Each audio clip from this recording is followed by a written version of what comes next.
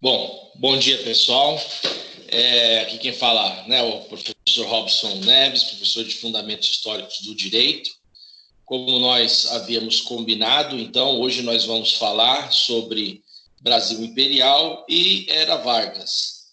A gente já vem numa lida falando a respeito de fundamentos históricos, ou seja, de como que o direito, né, ele se projeta ao longo do tempo, né, até chegarmos, então, aonde nós, no direito moderno, que é a democracia. Né? Hoje nós vivemos num Estado democrático de direito, inclusive essa foi, né, uma das questões que foram dadas para vocês então dissertarem, em que a gente fala bastante a respeito desde um Estado absolutista, passando então pelo processo dos Estados federalistas, até efetivamente ao Estado democrático, que consagra então da força, ou seja, que na verdade é marcado pela participação popular, quando então o povo passa a ter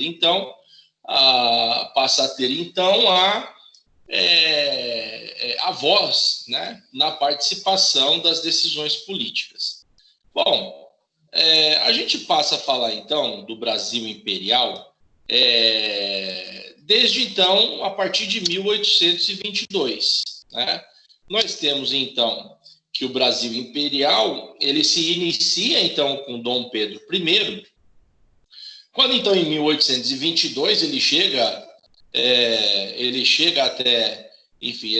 então e dá aquele grito, né? Aquele grito de independência ou morte.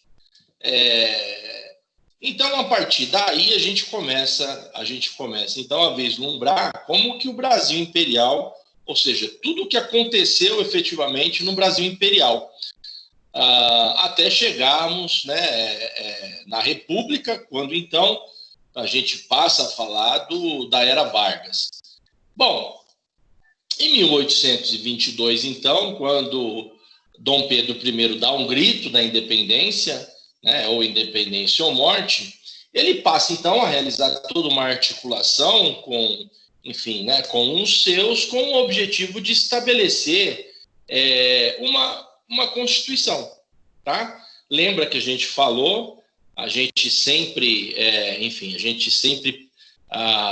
principalmente no último tema de aula, a gente vem falando sobre constitucionalismo, né? Ou seja, qual a razão do constitucionalismo, quando que ocorre o constitucionalismo, que é a partir, então, daqueles direitos, daquelas conquistas realizadas pelo povo, então, positivadas numa Constituição. Nesse sentido, Dom Pedro I, né, a partir desse reinado, a partir desse governo de Dom Pedro I, ele passa, então, a sugerir uma primeira Constituição.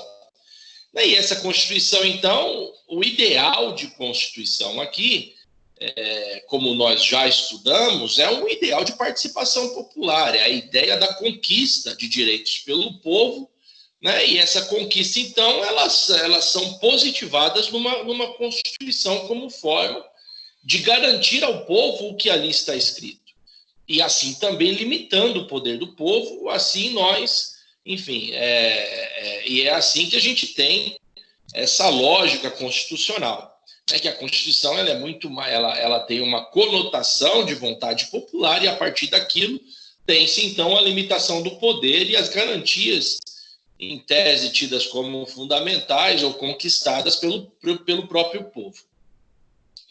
Então, a partir dessa tentativa, ou seja, desse discurso de Dom Pedro I, quando ele passa a falar sobre Constituição, ele então começa a impor, né? Não há uma discussão popular a respeito do que nessa Constituição deveria constar. Né? O que há, na verdade, é uma imposição por Dom Pedro I, né, na medida em que ele considera, ou seja, na medida das coisas como ele considerava que deveriam ser, são essas medidas, então, que passaram a vigorar nessa primeira Constituição, uma vez que tudo, ou seja, todas essas garantias, ou tudo que foi previsto nessa Constituição, primeira Constituição de Dom Pedro, não foram aí discutidas, né, com o povo. O que aconteceu foi uma Constituição outorgada, né? Outorgada, por isso nós falamos que é uma Constituição imposta, que não houve, então, uma participação do povo, não houve uma discussão a respeito do que deveria constar desta Constituição, tá? Então, nós temos, como se isso não bastasse, sempre Dom Pedro I sempre vislumbrou a tentativa de centralizar nele mesmo o poder, quando então nesta mesma Constituição ele estabelece no artigo 9º, né, artigo esse que vai ali constar, que vai ali garantir o poder moderador então de Dom Pedro. E o que é esse poder moderador? Esse poder moderador, não obstante o discurso, né, de certa forma, de delegação do poder, né, na medida em que aquele que exerce ou aquele que tem legitimidade para utilizar o poder moderador, que neste caso era Dom Pedro, ele então poderia se utilizar desse artigo 9º da Constituição para então ter sempre a última palavra. Então nós temos aqui a ideia de que era então considerado um reino, né, um reino absolutista, tá? Este reino ele era absolutista, principalmente por conta do poder moderador de Dom Pedro I. Bom, então, diante desse autoritarismo, né, estabelecido na Constituição de Dom Pedro I, inclusive com essa conotação de absolutista, na verdade era absolutista, uma vez que ele que sempre teria a última palavra, muitos grupos nesse contexto histórico passaram então a se dividir, né, porque não queria apenas uma pessoa mandando, né, sempre havia aí um ideal de participação do poder. Então esses grupos que faziam, ou seja, esses grupos que pertenciam a esse contexto histórico, ao contexto histórico, eles passaram então a se dividir, ao menos tentar, né, se dividir do território brasileiro ou do próprio governo em que Dom Pedro exercia, né? Então determinados grupos saíram deste governo e um dos primeiros grupos que saiu do governo criaram então esse primeiro grupo. Ele foi denominado como Confederação do Equador, tá?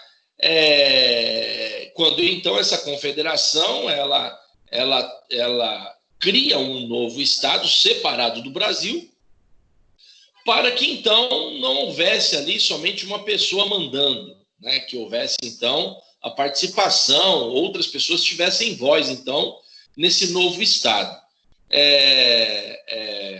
E aí o que acontece, né? Ou seja, a partir dessa Confederação do Equador, quando se cria, né, e aí passa com o objetivo a Confederação do Equador, e o objetivo desse grupo, quando criou-se então a Federação do Equador, era exatamente criar um Estado federalista republicano com o objetivo de ter participação de pessoas, né, nas decisões políticas desse então novo Estado. Mas aí o que acontece? Dom Pedro, obviamente, é aquela ideia de que quando o poder ele se descentraliza, ou seja, quem detém o poder, ele não quer delegar, ele não quer ceder poder, né? Na medida em que então esse grupo eles então se separam, formando um novo estado denominado a Confederação do Equador, Dom Pedro então manda então suas tropas para então abafar esse novo estado, e que de fato abafou, né? Ou seja, a partir do poder do autoritarismo, Dom Pedro, através de suas tropas, então abafa esse novo estado, extinguindo efetivamente a possibilidade de um estado federalista republicano com a participação do povo então nas decisões políticas. Bom, com isso, a gente tem, então, posteriormente, Dom Pedro I, ele, então, a gente tem aqui em toda essa situação de conflitos que passa a acontecer, né? Um novo grupo, então, surge, passa a surgir, então, novos grupos. Dentre esses grupos, então, surge um grupo, e esse grupo é o grupo religioso, né?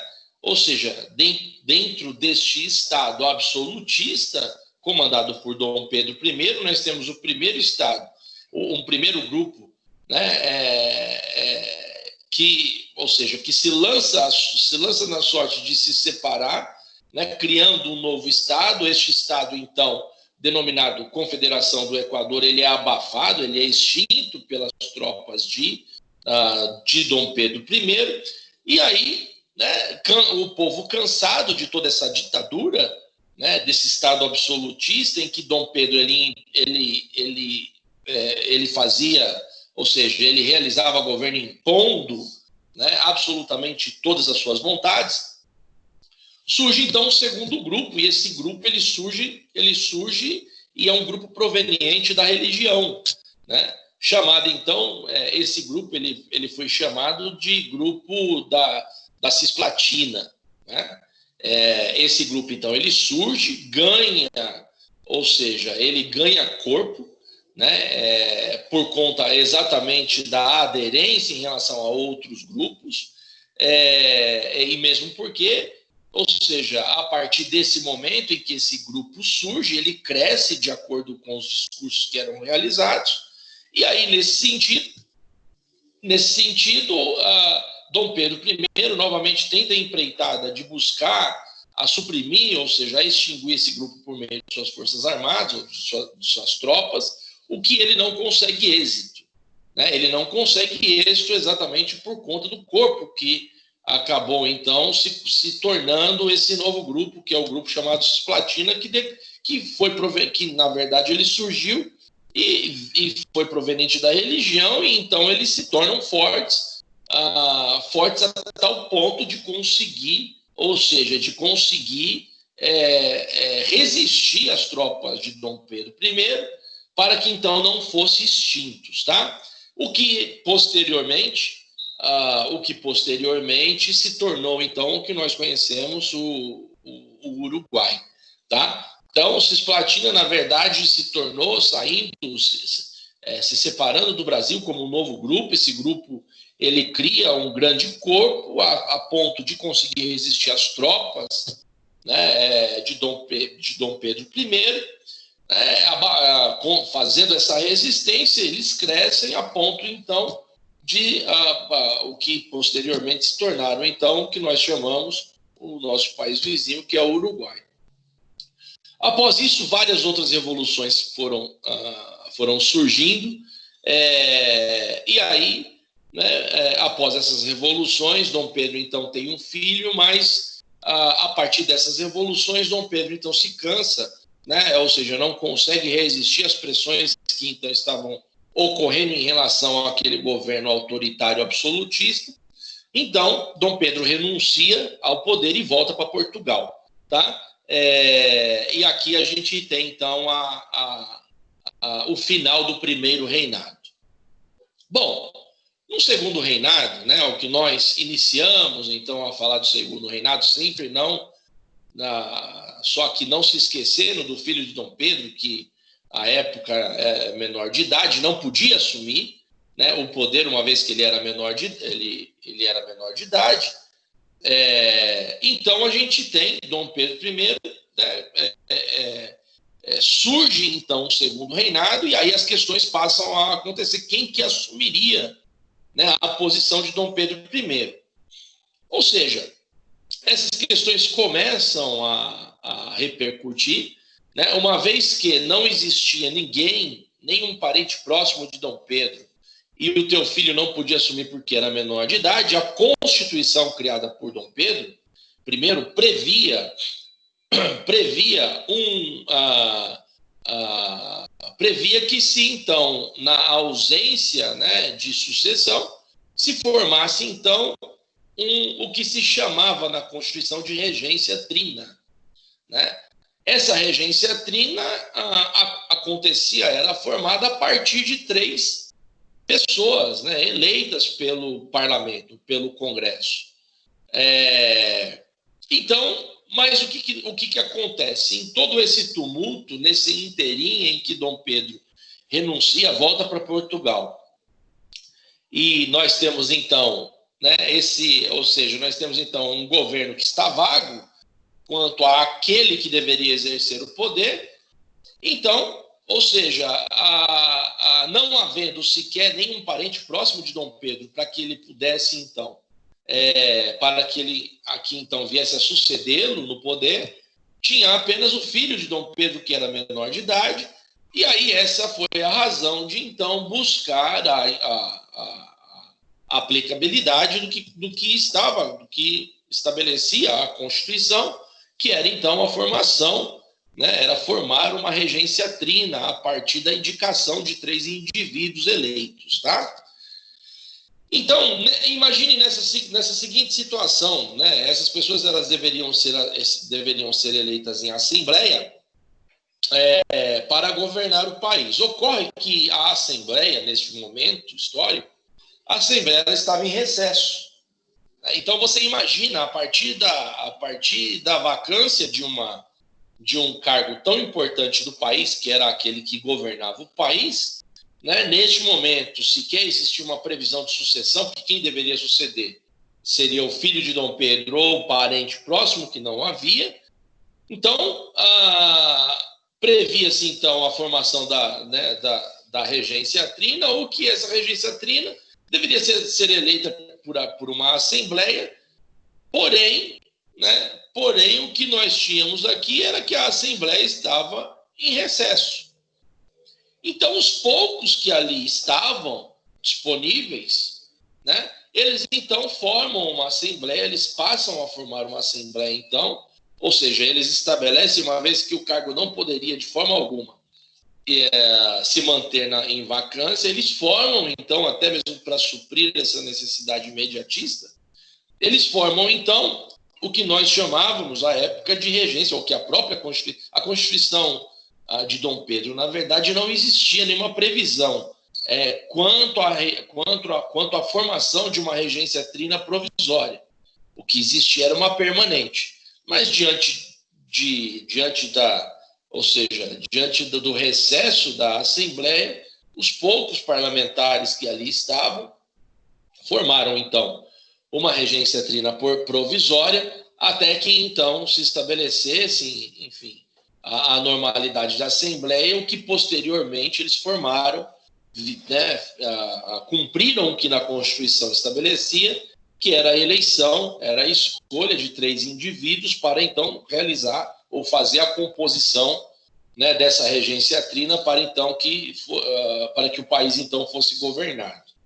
Então, você imagina que nessa situação a gente tem, então, uma evolução, né, e a partir de uma criação, a partir de uma Constituição criada, ainda que dentro do absolutismo, a partir da ideia de uma Constituição outorgada, imposta por Dom Pedro I, a gente tem essa evolução, que veja que na vacância, uma vez que Dom Pedro renunciou ao poder e voltou para Portugal, a gente tem, então, aqui já a utilização daquilo que nós sempre falávamos, na verdade, daquilo que a gente já vem falando há algum tempo, né? Que uma vez havendo Constituição, né, o povo ou aqueles que estão empossados no poder, eles vão se socorrer, né, das previsões constitucionais que são legítimas.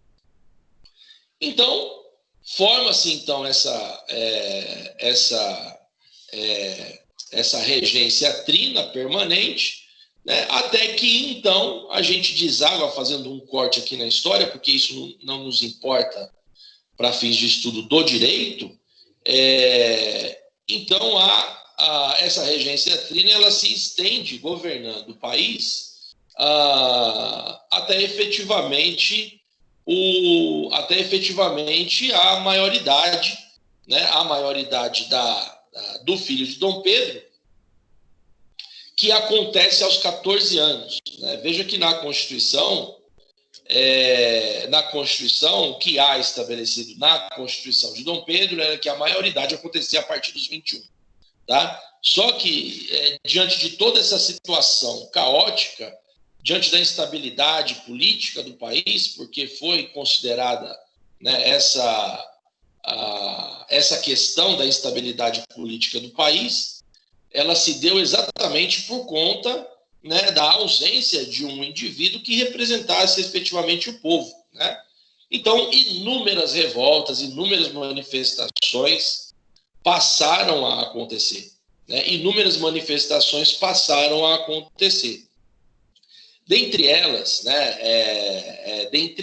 uma das manifestações que aconteceu, ou seja, várias manifestações, e a gente vai passar por algumas delas, mas uma das manifestações, e a primeira que a gente passa a falar, diante dessa instabilidade, foi a revolta da cabanagem, né, que aconteceu na antiga província lá do Grão do Pará. Ou seja, essa revolta, essas manifestações que passaram a acontecer, nessa primeira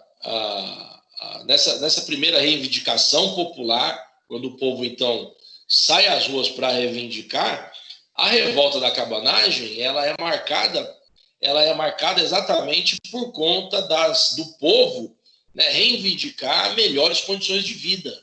Né? Eles estavam totalmente avessos ao mínimo de dignidade da pessoa humana, e as pessoas que compunham essa reivindicação, basicamente formada por índios, mestiços e escravos. Né? Então, era fome, era pobreza, era desemprego. Então, nesse contexto histórico, totalmente, né, avesso a uma instabilidade, nós temos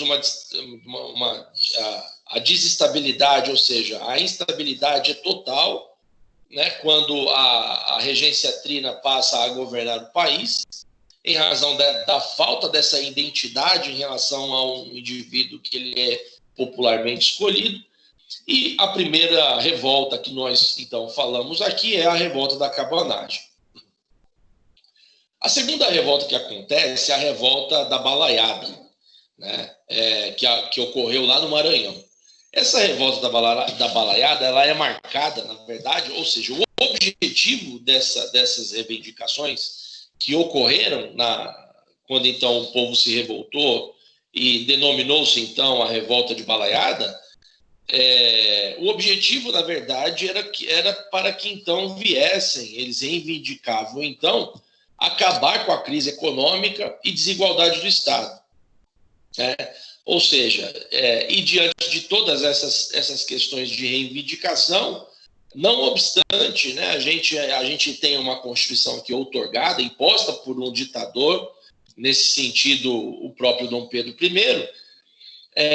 Não obstante a isso, as tropas do governo fizeram então as vezes de então irem até essa manifestação e então abafar essa manifestação e extingui-la de uma vez por todas, né? Então veja que aqui a história, a evolução, e aí o que a gente sempre fala no direito é que no direito a gente não tem aqui aqueles que estão empossados no poder, nós não temos aqui indivíduos nos presenteando com direitos. Né? Todos os direitos que até hoje nós conhecemos, ou existentes até hoje, são direitos que foram conquistados, inclusive a preço de sangue, como nós vamos ver. Né? Então, a gente tem aqui essa evolução histórica de profunda importância para quem estuda o direito, exatamente para que a gente hoje, quando nós nos deparamos com essas grandes discussões ideológicas, né, principalmente no campo político, a gente consiga identificar, né, nós consigamos então identificar se esse governante ele está indo, né, ou se ele está dando continuidade à evolução social, ou se ele está então regredindo, né, se nós estamos então num dito retrocesso. E a importância da história, para fins de discussão e entendimento, é exatamente essa. Veja que nós vamos agora, a próxima revolução, ou a próxima incitação popular, incitação não, a próxima reivindicação popular que se deu por meio de manifestações foi a revolta dos males, dos malés, que nós falamos que aconteceu lá em Salvador. E veja que isso, na época, na época ditatorial, né? Então a gente vê que no Brasil inteiro nós tínhamos movimentações e manifestações em que o povo reivindicava direitos.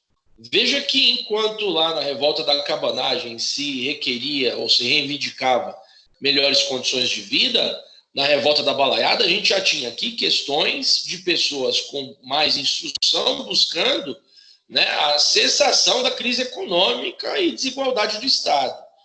Já veja que na próxima reivindicação, ou seja, em que o povo sai às ruas para realizar a reivindicação, é quando acontece então a revolta do Malés, que foi em Salvador, que aconteceu pelos escravos, ou seja, foram os indivíduos que compunham, que faziam, que participavam, e que faziam composição a essa manifestação, eram basicamente os escravos e fugitivos. Eram, em sua maioria, islâmicos, na verdade, em que o Estado, de certa forma, proibia eles a exercerem o direito de religião, o direito de crença. E aí eles com esse objetivo de lutar, reivindicar por esse direito de manifestar a sua crença, é que eles então foram às ruas, se uniram para derrubar o governo da região, criando então uma república islâmica, que foi que foi o que aconteceu nessa revolta de Malês lá em Salvador. Eles criam uma república islâmica, mas antes mesmo de criar um caos na cidade, novamente as tropas do governo fazem então a intervenção e prende inúmeros de seus líderes e extinguindo efetivamente aquelas reivindicações. Então você veja sempre que de um lado está o povo, do outro está o Estado, com o seu poder. Uma outra reivindicação que aconteceu nessa evolução histórica é a revolta da Farroupilha, que aconteceu no Rio Grande do Sul. Tá? O que acontece? A elite agrária, de grandes produtores reivindicavam a cessação de tributos exorbitantes em relação aos seus produtos. Então, eram grandes impostos que se cobravam pelos seus produtos. E aí, o que acontece? Eles foram longe, tomaram, inclusive, o porto nesse movimento em que eles criaram. Eles, então, conseguiram, inclusive, tomar Porto Alegre e Santa Catarina, proclamando, então, nesse momento, a República. Então, veja que aqui, como eles conseguiram fortalecer, como eles conseguiram se fortalecer, não teve outra oportunidade senão o Estado, na representação daqueles indivíduos que foram eleitos pela Assembleia, eles tiveram, então, que abaixar os impostos, uma vez que as tropas não tinham condições de reprimi-los, porque eles já estavam grandes demais. E, por último, quanto às questões revolucionárias aqui, a gente tem a revolta da Sabinada, que aconteceu na Bahia. Esses revoltosos militares, eles faziam parte da classe militar, queriam mais autonomia política. Inclusive, eles tomaram o poder instituindo a República Baiense, quando, então, as forças oficiais vieram e novamente acabaram com a conversa deles. E mais de 1.000 pessoas foram mortas. Então, você veja, aqui, essa última manifestação, que é a revolta da Sabinada, veja quantas almas, quantos sangues ali não foram derramados por conta exatamente de um campo social lutar pelos seus direitos. E é nesse sentido que nós falamos sempre que a ideia aqui né, a ideia aqui é estabelecer uma lógica jurídica, histórica, de evolução do direito, para que a gente possa compreender exatamente a evolução do direito, para que em nenhum momento histórico a gente caia na besteira de adotar qualquer ideologia que possa eventualmente a entrar então numa rota de retrocesso. Bom, dado ato contínuo então em todo esse discurso, né, essa nossa conversa, nós temos então que, diante de toda essa situação bagunçada que a gente vê então, que a gente tem visto ao longo da história, nós nos deparamos então com uma total, né, instabilidade do governo, né? A regência trina permanente passa a dar lugar à regência una, né? Quando então o padre chamado Padre Diogo Feijó, né, que foi ele é eleito, então, na verdade, a Assembleia o escolhe, e agora essa regência trina, né, que são 3 pessoas, indivíduos que governavam, para dar vez, então, a uma regência una, em que o indivíduo que é escolhido para, então, governar o país é o Padre Diogo Feijó. Mas, devido à pressão social, que neste contexto histórico era muito grande, as pessoas estavam já tomando conhecimento de seus direitos e, por conta já de exemplos passados, já entenderam que somente por meio das manifestações, reivindicações populares, que eles realmente conseguiriam, né, que de fato eles conseguiriam efetivar os direitos que por eles estavam ali, né, sendo pleiteados.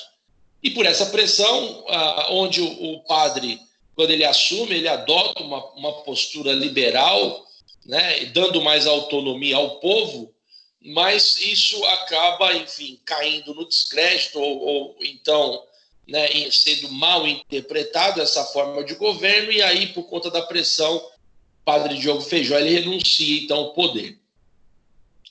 Bom, então entra a regência una de Araújo Lima, né? Esse indivíduo que entra, né, já dentro dessa regência una, ele adota um perfil mais conservador e medidas opostas ao padre Diogo Feijó, né? Diante da revolta da população, novamente, né, porque você não consegue agradar a todos, e aí, diante de total instabilidade, né, exatamente por falta dessa identidade, ainda assim com essa conotação de regência, sempre sendo efetivamente eleito por terceiros, o que não vem de uma sucessão, então eles dão um golpe, chamado golpe da maioridade.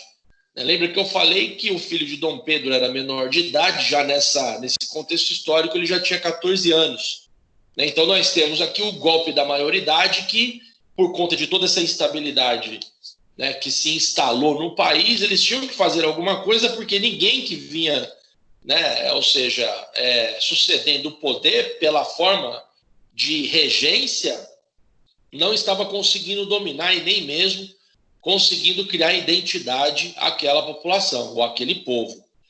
Então eles dão um golpe da maioridade, declarando então o filho de Dom Pedro, né, chamado Dom Pedro II, declarando ele como maior de idade, E aí, a partir disso, veja que nessa situação, nessa questão toda histórica discutida, né, nesse sentido, o golpe é exatamente porque na Constituição estabelecia que a maioridade só se dava depois de 21 anos, mas diante dessa situação totalmente descontrolada, eles tinham que buscar algo, uma estratégia que então eles então conseguissem rememorar a ideia da identidade. E aí então se dá esse golpe da maioridade e declara então Dom Pedro II como então o novo rei ou o novo indivíduo que passaria então a administrar o país. Bom, cria-se então neste novo governo um sentimento então de identidade, como eu falei. né, a partir da pretensão de estabilidade política de Dom Pedro II, assim reconhece, então, a cultura, né, eles passam a dar, então, voz, eles passam a reconhecer legitimamente, eles passam a trazer à tona a importância da cultura, né, da bandeira, né, brasileira, da bandeira do país, ou seja, e diversos outros, do hino nacional, por exemplo, porque foi uma estratégia criada com o objetivo exatamente de pacificar aquela sociedade, trazendo nesse sentido um sentimento de identidade, tá? Mas, ao mesmo tempo, Dom Pedro II, que era totalmente avesso às revoluções, às manifestações, o que ele menos queria era que o povo saísse às ruas para reivindicar, o que trazia enorme estabilidade política.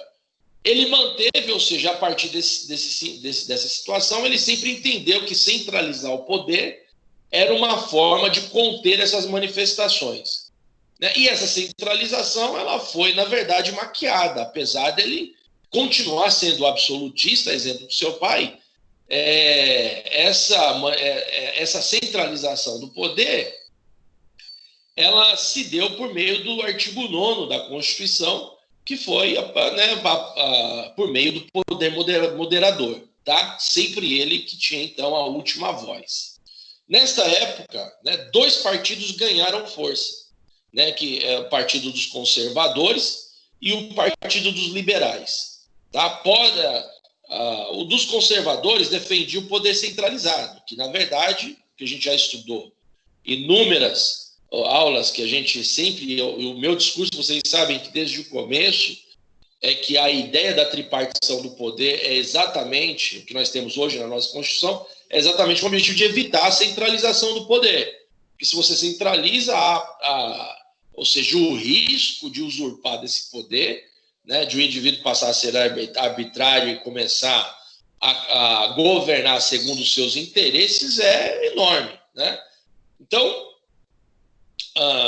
nesse sentido, Dom Pedro II entendia que a centralização do poder era a forma mais inteligente de conter essas manifestações e de trazer estabilidade ao país. Então, 2 partidos, né, se tornam fortes nesse contexto social, com os conservadores, que defendiam que, de fato, a necessidade da centralização era de profunda importância, e os liberais, que ia na contramão dos conservadores, que entendiam que, na verdade, teria que haver descentralização do poder e não centralização. Descentralização é essa que nós vivemos hoje. E aí o que acontece? Para atender os Dom Pedro II em 1847, ele então declara, né, declara então que o governo, a partir de então, se torna parlamentarista, tá? E não mais absolutista como era antes. Mas esse parlamentarismo ele é maquiado, né?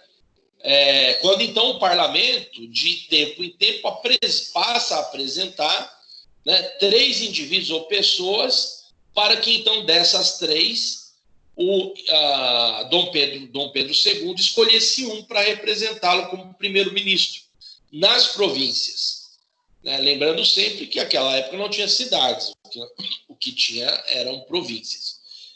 E aí, tudo bem, mas vocês poderiam me perguntar, mas aonde é que está, né? Ou seja, onde é que sai, onde é que deixou de ser absolutista aqui? Onde é que passa a ser parlamentarismo? Né? Onde que ele passa a conseguir agradar os 2 movimentos, os 2 partidos políticos?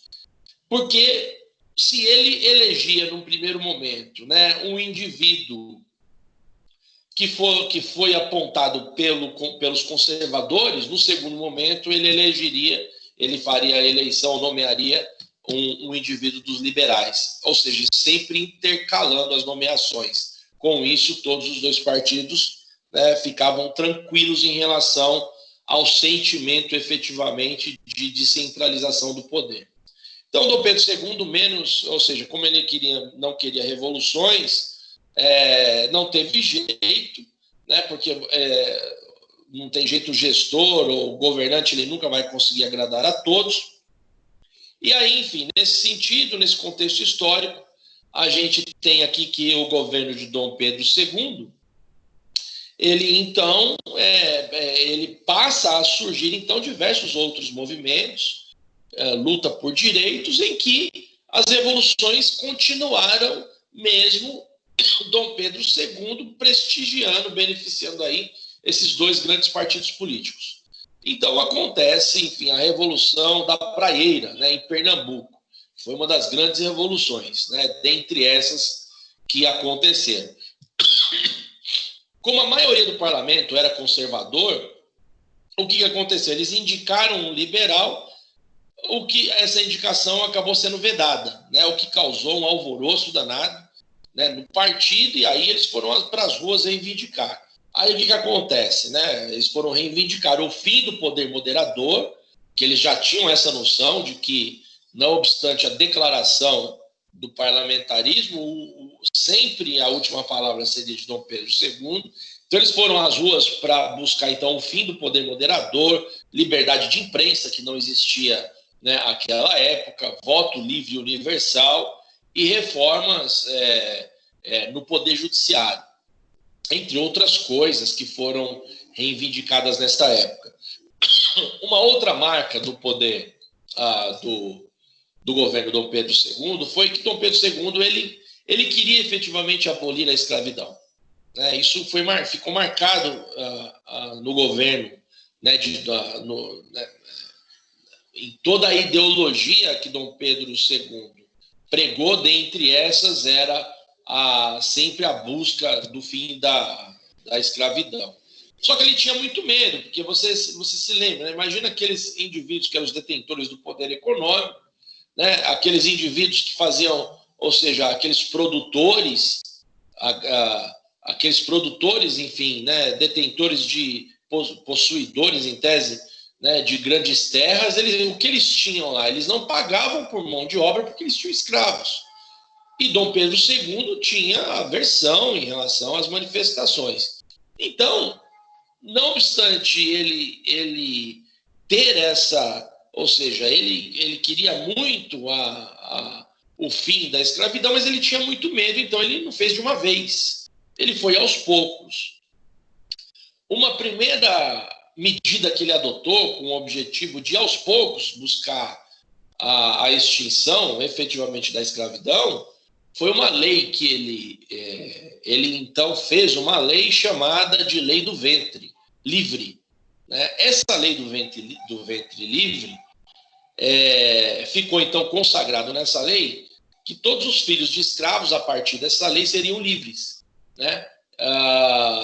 Uma segunda lei, né? E é claro que a partir dessas leis, os grupos que não tinham lá muita afinidade ou afeição com Dom Pedro II começaram, né, de certa forma, principalmente os grupos, os detentores do poder econômico, começaram a se levantar contra essas medidas na contramão da escravidão, porque, né, os detentores do poder econômico só eram porque faziam uso da escravidão, não pagavam por mão de obra. Uma segunda lei que foi constituída por Dom Pedro II foi a lei dos sexagenários, né? Ou seja, todos aqueles escravos acima de 60 deixariam de ser escravos. E, por último, a lei Áurea, né? Que efetivamente aboliu, extinguiu totalmente a escravidão no Brasil. Então, em 1864, houve uma grande guerra, né, que foi a Guerra do Paraguai, que ocorreu quando o presidente Solano Lopes, né, que era também um ditador, procurava aumentar o seu território. Quando a gota d'água foi quando ele capturou o navio brasileiro, e aí ele tentou invadir o Brasil por meio por meio do sul, do Mato Grosso, né? E aí provocou uma união entre o Brasil, Argentina e Uruguai, que após diversos conflitos, esse Solano ele morreu, né?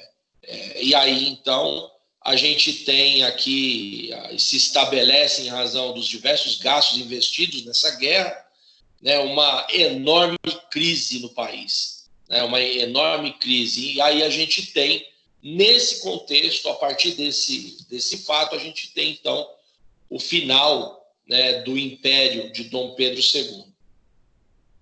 Bom, então a gente está vendo aqui uma evolução. É claro que aqui a gente não está citando leis, mas o que nós estamos falando aqui são argumentos ideológicos para compreender a evolução histórica, né, que quando nós falamos de Constituição, a gente fala de vontade do povo, né? Então a gente não está citando aqui artigos de Constituição. O que nós estamos falando aqui é da Constituição. E o que é constitucionalismo, como a gente vem falando? É conquista de direitos do povo positivados numa Constituição. E o que a gente tem visto aqui? Revoluções, reivindicações populares, e por meio delas, sangues são perdidos, e por meio desses sangues, então, conquistamos direitos que nós temos hoje. Tá? Então, aqui a gente dá, por fim encerrada, essa primeira parte do Império, do Brasil Imperial. Fazendo um corte na história, a gente vai direto para a Era Vargas, tá? Para Getúlio Vargas, de 1930 a 1945, onde nós temos um governo totalmente ditador, mas, ao mesmo tempo, um governante que era amado por todos até um dado momento histórico. É o presidente que mais ficou no poder durante 15 anos, né? E Vargas ele chega ao poder através de um golpe de Estado, né? Diante de toda a instabilidade que à época estava revelada, né? E aí, em 1930, acontece o golpe esse chamado de Revolução, né, de 1930, quando Vargas, então, por meio desse golpe, perde as eleições, mas aí ele se une aos liberais, enfim, e tira os paulistas do poder através da Aliança Liberal, né, o chamado Aliança Liberal. É um período heterogêneo, né, que a gente vai ver isso durante a nossa aula aqui.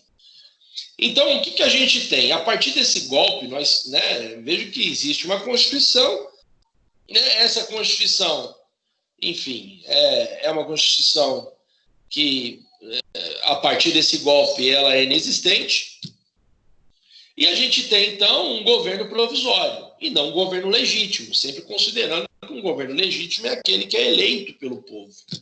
E nós temos um governo provisório, porque aqui foi um golpe que Getúlio Vargas deu, né, para então assumir o poder. E aí, esse golpe acontece porque ele perdeu, né, as eleições, mas assumiu por conta do golpe. Até as eleições constitucionais, a gente então estabelece que a Era Vargas ela foi um governo provisório até as eleições constitucionais que a gente vai ver.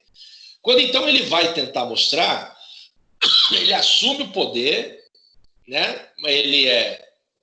Mas ele, ao assumir o poder, ele não se revela como um ditador na contramão do povo.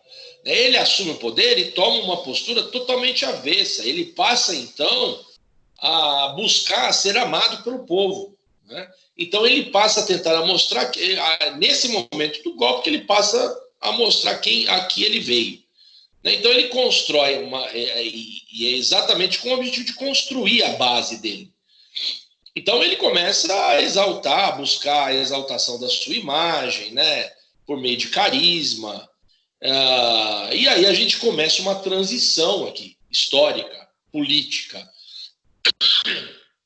Então, ele cria, a partir disso, ele começa, então, a fazer um trabalho no poder, e iniciando pela criação de 2 ministérios. O primeiro ministério que ele cria é o Ministério de Indústria, Trabalho e Comércio. Então, veja que a partir dessa criação do Ministério da Indústria, Trabalho e Comércio, ele começa a discursar que a criação desse ministério era para fortalecer as bases patronais e, assim, criar mais postos de trabalho. Com isso, diminuir, né, o desemprego que à época havia, né? E aí, veja, né, que a partir do momento que ele passa a criar ele cria esse ministério e, ao mesmo tempo do discurso, né, para os detentores do poder econômico, ele também faz um discurso justificando a criação do ministério de criação de direitos ou da criação de direitos sociais e patronais, né? Então, quando ele discursava para os detentores do poder econômico, ele falava sobre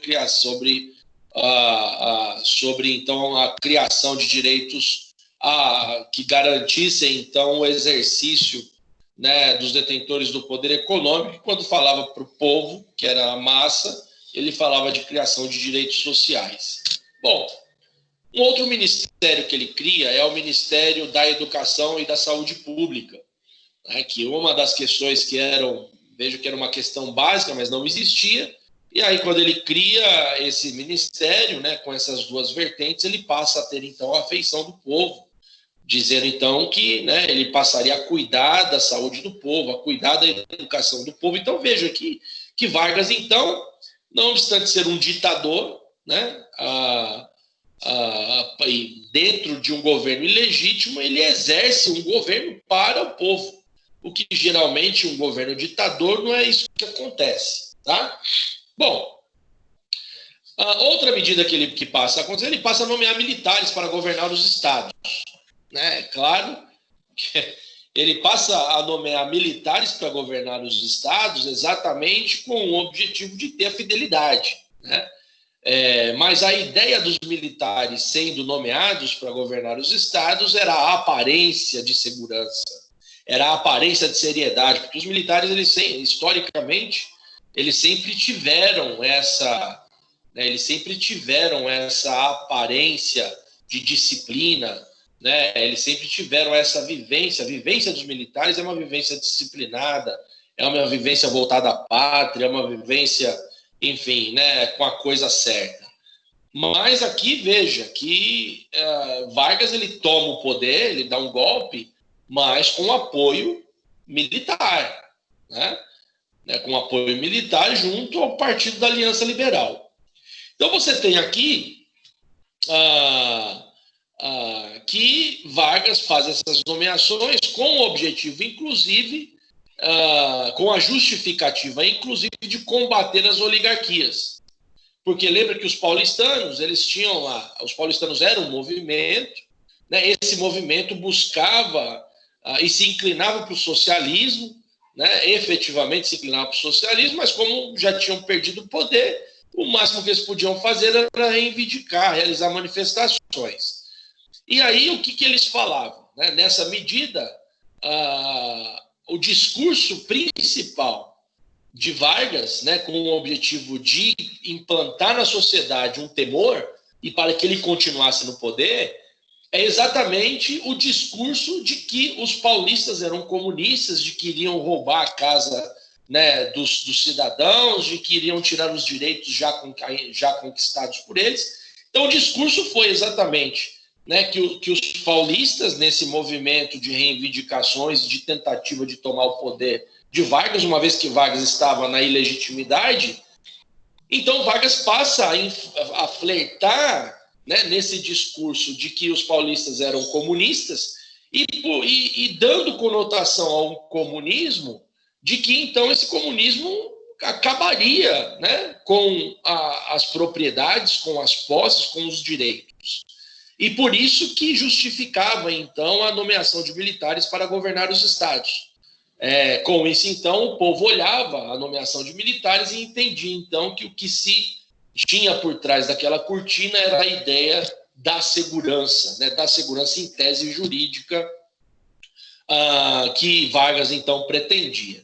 Bom, então esse governo de Vargas vai até 1932, tá? Esse governo ilegítimo, ele dá o golpe em 1930, em 1932... inúmeras reivindicações acontecem por conta dos paulistanos, e aí, ou seja, como a reivindicação popular cresceu e Vargas estava ilegitimamente no poder, Vargas então começa a discursar a necessidade de uma Constituição, de uma nova Constituição, o que acontece na Revolução Constitucionalista de 1932. tá? Para que então, definitivamente, já que era para mudar, os paulistas alegavam, já que era para mudar, então que se mude legitimamente por meio de uma Constituição. Vargas não se vendo, né, não vendo outra alternativa, então Vargas passa a discursar, a ter esse mesmo discurso, mas se utilizando, né, de um discurso já previamente reivindicado pelo povo. E aí o que acontece? A partir dos confrontos que aconteceram entre os paulistas e os mineiros, né, de um lado, os paulistas se armaram, do outro, né, os mineiros, que era a base militar, também se armaram, né, houve um grande confronto, e aí o que se deu foi, então, efetivamente, o surgimento da Constituição, ou da Constituinte. Né? Nomeia-se, então, a Constituinte para aprovação da nova Constituição que nós já estudamos, que foi a Constituição de 1934. Mas o que nós temos como observação aqui? Veja que Vargas, nesse sentido, sabendo ele o que ele queria, era se manter no poder. Estabelece, então, forma-se, então, uma Constituinte. Em 1934 é feita uma nova Constituição. E aí o que Vargas faz? Ele, então, se coloca como um herói da pátria, como se ele quisesse uma Constituição, né? Como se ele tivesse, ou seja, né, começado o discurso de uma nova Constituição, trazendo legitimidade a governos futuros, inclusive. O que, na verdade, é uma total mentira. Né?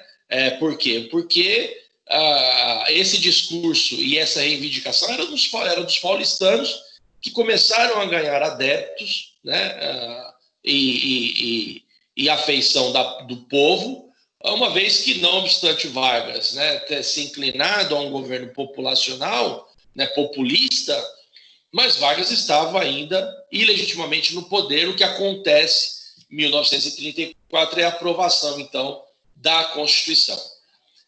Conquista-se, então, nessa Constituição, só observando, veja que esse negócio de reeleição foi a partir de pouco tempo, a gente já vai falar dela.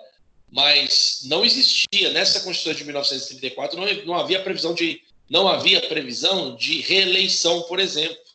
Tá? Exatamente cumprindo aí, prestigiando o princípio republicano, que é aqui a ideia da refrigeração do poder. Uma segunda situação importante, uma conquista importante, foi a conquista das mulheres, né, na participação política. Né, o voto direto, secreto, universal.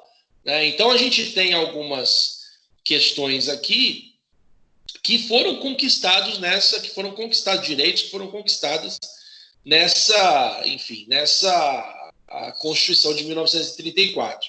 E aqui, voltando apenas na fala anterior, a ideia da reeleição, apenas para fins de curiosidade, não havia reeleição até 1996, porque na verdade, foi uma emenda constitucional em 1996, proposta pelo ex-presidente Fernando Cardoso, que então a gente passou a ter reeleição novamente no país. Bom, na Constituição estabelecia que, lembrando aqui, que Vargas estava ilegitimamente no poder e que então haveria nas próximas, ou seja, que a partir de Vargas, então, a Constituição previa, então, eleições populares para a escolha de novo representante. Ocorre que nessa Constituição de 1934, ela estabeleceu que a próxima eleição seria a primeira eleição a partir da Constituição de 1934, seria uma eleição indireta. Indireta é que o Congresso escolheria, tá, o seu representante. E posterior a essa primeira eleição, então passaria a ser uma eleição popular. Então, a gente tem aqui que nessa primeira eleição, a eleição que foi feita de forma indireta, o Congresso, então, é que vai escolher o representante. Na eleição indireta, Vargas é eleito pelo Congresso, nas eleições indiretas, mas aí você poderia ver, mas o senhor acabou de falar que não existe reeleição. Exato, não existe reeleição. Lembrando que Vargas não estava no poder, né, pelo voto legitimamente, ele estava por conta do golpe que ele deu. Então, ou seja, nessa escolha realizada na eleição indireta pelo Congresso, foi, em tese aqui, uma primeira eleição de forma indireta, escolhido Vargas como representante, como presidente. Então, a gente passa a ter um governo constitucional até de 1935 a 1937. Legitimamente, agora sim, Vargas exerce o poder, o comando do país dentro da Constituição, que em tese estabelece a Constituição. Bom, ato contínuo, e aí são muitos detalhes, a gente está falando aqui o que nos importa para fins do nosso conteúdo de aula. A gente não está falando aqui sobre um viés político de Vargas. O que a gente está falando aqui é sobre o viés ideológico, que é o que nos importa por isso, né, por conta do nosso conteúdo, né, que deve discorrer sobre fundamentos históricos do direito. Então, a gente está falando aqui sobre viés ideológico, viés ideológicos que aconteceram na era Vargas. E agora, como a gente tem essa primeira noção, ou essa primeira eleição indireta em que Vargas exerce o poder de forma legítima, a gente passa a falar agora, dentro desse contexto de exercício do poder na era Vargas, a gente vai falar de dois grupos, e aí, para fins de viés ideológico, nós vamos falar de dois grupos. Dentre esses dois grupos, o primeiro, chamado, né, A e B, grupo chamado A e B, que era a ação, né, que era, ou seja, né, a denominação dele, por essas siglas, a gente tem, então, a Ação Integralizada Brasileira, esse primeiro grupo chamado A e B. Esse grupo, ele era liderado, um dos seus principais líderes era Plínio Salgado. Plínio Salgado, ele tem, na verdade, um caráter ideológico nazifascista, e que a gente já falou a respeito desse viés ideológico, e ele, na verdade, ele seguia muito o que acontecia na Europa, né? E ele, né, por consequência da sua inclinação ideológica, queria muito que Vargas, ou que o Brasil, também adotasse medidas fascistas. E, né, considerando essas medidas fascistas, e aí dentro desse contexto histórico nós já falamos de Vargas, Vargas começou a gostar dessa ideologia. Né? Veja que era tudo novo. Essa ideologia trazida por Plínio Salgado, né, que se estabelecia o fascismo, a gente tem aqui que Vargas ele passa a ter afinidade com esse viés ideológico. Por quê? Porque a vontade de Vargas, não obstante ele, né, realizar um governo popular, mas o que ele de verdade queria, ele tinha uma inclinação à exaltação do poder, à exaltação da sua imagem, à perpetuação do poder, né, o que efetivamente coincidia com esse viés ideológico fascista. Enfim, e aí a gente tem toda essa questão, né, que quando ele passa, então, a se inclinar para esse viés ideológico, passa a ser meio que um sentimento antagônico à ideia do constitucionalismo, né, que o constitucionalismo, principalmente o princípio republicano, é a ideia aqui da refrigeração do poder. Bom, então nós falamos aqui do primeiro grupo. O segundo grupo, chamado ANL, que é a Aliança Nacional Libertadora, que era um segundo grupo que a gente que coloca aqui como se fossem partidos políticos. Aliança Nacional Libertadora. E veja que aqui existe até um filme que eu indico para que vocês assistam. O filme ele é chamado Olga. Não sei se vocês já assistiram esse filme, Olga. Né? Então, aí, inclusive, um de seus líderes, né, Luiz Carlos Prestes, que se apaixona posteriormente por Olga, porque eles vêm lá da Rússia, depois que cria, né, a União Soviética. Mas aqui o que acontece? Luiz Carlos Prestes veio da União Soviética, né? Ele lutava contra a oligarquia, que é o que, na verdade,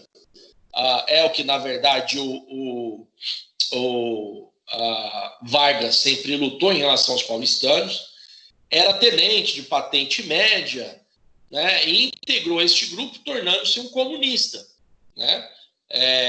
Apaixonou-se, então, por Olga, que o escoltou da União Soviética ao Brasil, e este grupo, a ANL, eles se opunham ao governo Vargas exatamente por conta do fascismo, né? Exatamente por conta dessa inclinação que ele tinha. Então a gente tem aqui dois grupos, um querendo efetivamente fazer com que Vargas se perpetuasse, e outro querendo efetivamente destruir o governo Vargas.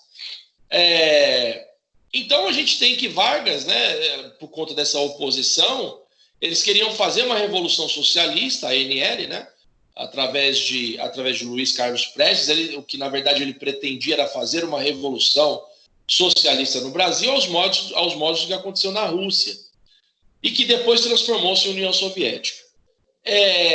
A ideia aqui era internacionalizar o socialismo, porque outros países já estavam a aderir no socialismo, né, por ser em tese, segundo o que afirmar, segundo o que se dava ideologicamente de forma universal, era que era a melhor forma de governo. Né? Então, a ideia que era internacionalizar o socialismo no Brasil. E aí, então, ou seja, quando então a ANL ele passa a criar um corpo, passa a ter adeptos no Brasil e com essa pretensão, né, de fazer com que o governo Vargas caia, você tem, então, que Vargas, então, descobre, né, ou seja, o ANL ele é denunciado para Vargas, então, movimenta suas tropas e efetivamente vai e extingue efetivamente a ANL. Inclusive, né, nesse filme da Olga, você vai ver que Vargas ele entrega a Olga para o Hitler, né, que posteriormente salvo engano, acho que ela foi morta, fuzilada.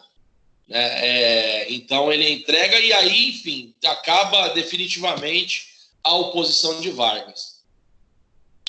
Então Vargas, na verdade, sempre pregou o anticomunismo, ele enganava, né? Ele enganava e por isso ele pregava o anticomunismo, pregava que comunistas tomariam as casas da população, né? Suprimiriam direitos, enfim, e fariam que no Estado ditatorial efetivamente o que em um Estado ditatorial efetivamente faz, né? E aí o que acontece? Em 1938, quando acontecem as novas eleições, por conta de todo esse discurso de Vargas, né, ele passa a se aproximar das próximas eleições, e aqui é que novamente a gente começa a compreender como que funciona, na verdade, as estratégicas de indivíduos que têm profundos vieses ideológicos, né? O que nós temos aqui é que Vargas, né, para a população, se aproximando das eleições, Vargas, então, começa a pregar, né, que o comunismo ainda existia, né, que existiam ainda grupos comunistas que queriam tomar o poder. E aí, qual é o resultado disso? Né? Você imagine Vargas nesse momento, nesse contexto histórico, de certa forma. Ele tinha a afeição das pessoas, ele tinha carinho, ele era carismático, fazia um governo populista, né, por conta exatamente da exaltação, enfim, da exaltação de sua imagem, e por aí vai. Ele começa a pregar, então, para as pessoas, ou para o povo, que ainda existiam grupos comunistas que estavam planejando, maquinando a tomada do poder. E os comunistas iriam, então, tomar as casas, suprimir direitos, acabar com todas as garantias que até então foram conquistadas, inclusive acabando com o voto universal, com a garantia da participação da mulher na política, né? Ele passa a pregar com o objetivo de criar uma situação fantasiosa na cabeça das pessoas, para que ele então tivesse, né, para que ele, então, nesse momento, e a partir dessas estratégias que começaram a surgir, para que ele, então, tivesse, então, um apoio popular. E o que efetivamente consagrou essa ideia de Vargas foi quando, então, o general chamado, e isso é muito importante para a história e para hoje, né? Quando, então, o general Olímpio Mourão Filho, ele alega que a ANL, né, tinham ainda grupos esparsos e que eles ainda queriam tomar o poder. Né, e que se, então, houvesse as eleições, se acontecesse as eleições, a partir de todo o discurso que nós falamos aqui, de que Vargas, né, a respeito da supressão de direitos, posses, garantias que o povo tinha, então Vargas começa a discursar o seguinte, né, as próximas eleições legítimas, 1938, já estavam às vésperas, que se essas eleições acontecessem, o governo, o poder se tornaria vulnerável e, então, com risco iminente, então, dos comunistas tomarem o poder. Então, a partir dessa situação, Vargas, então, ganha, né, ele ganha um apoio popular, ele ganha totalmente esse apoio popular, e esse plano que foi, na verdade, criado pelos militares, principalmente encabeçado pelo general Olímpio Mourão Filho, esse plano ele foi um plano chamado de COI, que posteriormente se descobriu que foi um plano fantasioso, mentiroso, foi um plano falso, exatamente para fazer, conjuntamente com o apoio dos militares, fazer com que Vargas se perpetuasse no poder. Né? Resultado disso, não houve as eleições em 1938, com o apoio popular e sob essa justificativa de que os comunistas tomariam o poder, e então Vargas permanece, então, ele consegue, então, a permanecer no poder. Bom, justificando, né, a ausência ou a anulação das eleições de 38, né, então, a partir de agora, a partir dessa situação em que, novamente, Vargas dá um golpe, mas aqui é um golpe civil com o apoio popular, você tem, então, Vargas passa a discursar, né, que o Estado agora, ou seja, ele passa a discursar que o que ficou para trás era a velha república e que agora passaria, então, a falar sobre um Estado novo, chamado, né, ele chamava, então, da velha república, e a partir daquela situação, ou seja, a partir de 1937, aí sim, até o final da era Vargas, em 45, passa-se, então, a falar de Estado novo, né, ditadura civil, o que na verdade aconteceu. E aí uma primeira medida que ele faz estabelecer o estado de sítio, que efetivamente consagra ele, perpetua ele no poder, né, sob a justificativa de que para ter ordens, ou para que ele conseguisse colocar ordem no país, não podia ter o Congresso. Então, a partir do estado da medida, né, do estado de sítio, ele então extingue um Congresso. Olha só os resultados de um ditador, né, de um fascista efetivamente. A segunda medida, ele cria o DIP, né, que é o chamado Departamento de Imprensa e Propaganda. Lembra que eu falei que a pretensão dele era exaltar a sua imagem, né? E esse DIP tinha duas funções. Era censurar, esse DIP ele censurava tudo que se opunha a Vargas, ao mesmo tempo, né, fazia, ou seja, propagava e cultuava o ditador, aqui Vargas, né? Ou seja, começaram então, a imprensa então não podia de forma alguma tecer qualquer comentário negativo ou pejorativo em relação ao governo de Vargas, apenas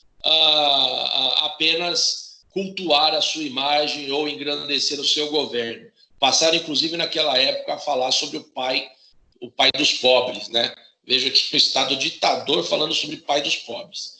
Então, veja que tem até eu fiz uma leitura de um artigo uma vez, aí eu descobri e decidi colocar aqui para fins de elucidação do que é, né, um Estado ditador. Né? Veja que nessa época, quando então se estabelece o DIP, A gente tem aqui, nessa época, em 1932, surge então um sambista chamado Wilson Batista, né? Inclusive ele compôs, na verdade, um samba chamado, né, Lenço no Pescoço, lá em 1932. Esse Lenço no Pescoço, né, que foi a composição que o Wilson Batista fez, falava muito da malandragem. O samba sempre fala muito de malandragem e tal, né, que o cara vivia da malandragem, né, na contramão, né, de um estado, de um indivíduo trabalhador. Veja que nesse momento, quando entra o Estado Novo, em 1937, o Wilson Batista era um grande sambista, compositor, vivia das suas composições e de seus sambas. O Lenço no Pescoço foi repercutia, né, em todas as rádios, enfim. E em 1937, quando então acontece o Estado Novo, esse novo golpe civil que Vargas dá, então a censura vem, né? A censura vem profundamente censurando, inclusive o samba de Wilson Batista, que falava, né, sobre malandragem no pescoço. Por quê? Porque Vargas era do Partido Trabalhista, né? Então você tem aqui a censura, né, da malandragem indo na contramão do viés ideológico do ditador. Então foi censurado. Inclusive, posteriormente, se vocês tiverem oportunidade, vocês coloquem no YouTube, eu já vi, depois vocês vejam que a partir das composições até 1937, todas as composições sempre falou de malandragem, porque é mais ou menos essa a ideia do samba, né? Falar desse gingado, malandragem, esperteza e tal. A partir de 1937, o Wilson Batista tendo que viver, não sabia fazer outra coisa senão compor, ele passa a compor, então, sambas exaltando o trabalho, e não mais, né, a ideia da malandragem, porque malandragem não ia dar ibope, era censurado, não podia de forma alguma ser, enfim, ser divulgado esse tipo de, né, letra de samba, uma vez que vai na contramão do ditador. E aí, então, o Wilson Batista compõe, então, a música chamada Bonde de São Januário, que vai falar exatamente sobre os trabalhadores, exaltação aos trabalhadores, exaltação, enfim, né, sobre todos esses viés ideológicos de trabalho. E é bastante interessante, depois vocês colocam, vocês vão ver o que é, ou quais os efeitos de um Estado ditador na vida do indivíduo. Enfim, ato contínuo, muitas questões acontecem, né? Começa, então, a Segunda Guerra Mundial. Agora a gente vai fazer um corte, né? Já partindo para o final da aula.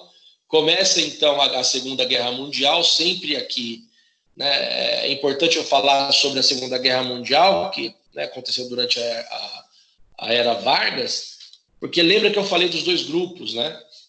Então a gente tinha lá, a gente tinha o primeiro grupo, que é o AIL, né, que exaltava a ideia. Aqui a gente tinha o grupo que exaltava a ideia do fascismo, né, exaltava aqui a ideia do fascismo, e esse viés ideológico, por isso que fala nazifascistas, né, porque exatamente por conta, nazifascista, exatamente porque coincidia muito, né, esse viés ideológico coincidia muito com a ideologia de Hitler, que era aquela pregação de um discurso social, mas por trás ele utilizava de autoritarismo e de poder, né, exatamente para impor a sua vontade. E que, na medida em que se surgia grupos opostos, então teria grandes problemas. Então, quando acontece a Segunda Guerra Mundial, nós temos um contexto social, um contexto histórico muito interessante, que de um lado nós temos Vargas que, ou seja, coincidia seu viés ideológico nazifascista era coincidente com o que Hitler pregava, inclusive Hitler era um parceiro de Vargas. Ao mesmo tempo, existia uma ligação muito forte, do ponto de vista econômico, do Brasil com os Estados Unidos, né? Então, um alvoroço se estabelece, porque a Segunda Guerra Mundial inicia, e tanto Hitler quanto os Estados Unidos cobram uma posição do Brasil para que ele se posicione, né? E aí acontece, enfim, Vargas consegue protelar a entrada na guerra até 1943, né, com todas essas pressões que aconteceram. E aí, quando então Vargas declara guerra à Alemanha nazista, né, aí o que acontece? Foi celebrado no Brasil, né, porque a questão econômica era o que importava para fins de desenvolvimento da nação. Então, há então grandes celebrações no Brasil por conta desse momento da relação econômica, que se chamava da ideia da política da boa vizinhança. Também aqui nós temos um marco aqui que denota bastante essa fase histórica, ou esse momento histórico, quando então os Estados Unidos se alegra por conta do Brasil ter se inclinado a ser parceiro dos Estados Unidos e declarar guerra à Alemanha.